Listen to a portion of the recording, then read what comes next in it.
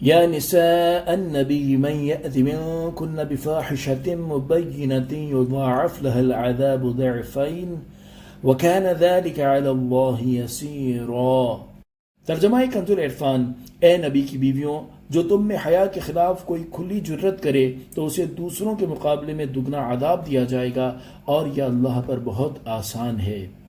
تفسیر صراط الجنان: یہاں آیت میں حیا کے خلاف کھلی جرت سے زنا مراد نہیں، بلکہ اس سے مراد شوہر کی اطاعت میں کوتاہی کرنا اور ان کے ساتھ اچھے اخلاق سے پیش نہ آنا ہے، کیونکہ اللہ تعالیٰ انبیاء کرام علیہ السلام کی بیویوں کو بدکاری سے پاک رکھتا ہے، اور حیا کے خلاف کھلی جرت کرنے پر انہیں دگنا عذاب ہونے کی وجہ یہ ہے کہ جس شخص کی فضیلت زیادہ ہوتی ہے اس سے اگر قصور واقع ہو تو وہ قصور بھی دوسروں کے قصور سے زیادہ سخت قرار دیا جاتا ہے، اس لیے عالم کا گناہ جاہل کے گناہ سے زیادہ قبیح ہوتا ہے۔ اور نبی کریم صلی اللہ تعالی علیہ وآلہ وسلم کی ازواج مطہرات رضی اللہ تعالی عنہن تمام جہان کی عورتوں سے زیادہ فضیلت رکھتی ہیں، اسی لیے ان کی ادنا بات سخت گرفت کے قابل ہے۔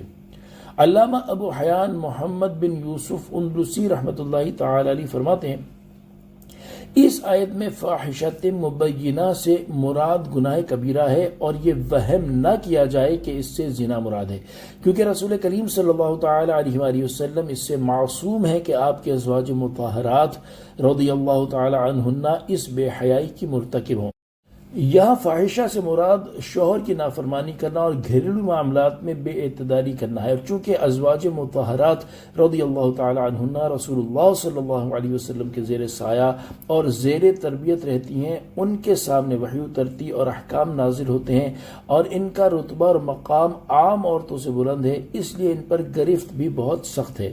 اور اگر بالفرض وہ کوئی کبیرہ گناہ کر لیں تو جس طرح نیک اعمال پر انہیں دگنا اجر دیا جاتا ہے، اسی طرح گناہ پر دگنا عذاب بھی ہوگا۔ علامہ احمد صاوی رحمۃ اللہ تعالی علیہ فرماتے ہیں، ان آیات میں اللہ تعالیٰ نے اپنے حبیب صلی اللہ علیہ وسلم کی ازواج مطہرات سے خطاب فرمایا ہے تاکہ ان کی فضیلت اور اللہ تعالیٰ کی بارگاہ میں ان کے رتبے کی عظمت ظاہر ہو، کیونکہ عتاب اور خطاب میں سختی ان کے بلند رتبے کی طرف اشارہ کرتی ہے کہ ازواج مطہرات کو رسول اللہ صلی اللہ علیہ وسلم سے انتہائی زیادہ قرب حاصل ہے، اور یہ جنت میں بھی آپ صلی اللہ علیہ وسلم کی ازواج ہوں گی، تو جتنا انہیں رسول اللہ صلی اللہ علیہ وسلم سے قرب حاصل ہے اتنا ہی انہیں اللہ تعالیٰ کی بارگاہ میں قرب حاصل ہوگا۔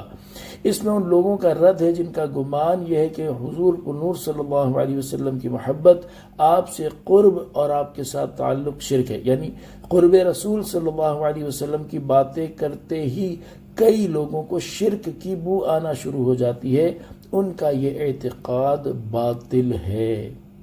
صلو علی الحبیب صلی اللہ تعالی علی محمد صلی اللہ تعالی علیہ وآلہ وسلم۔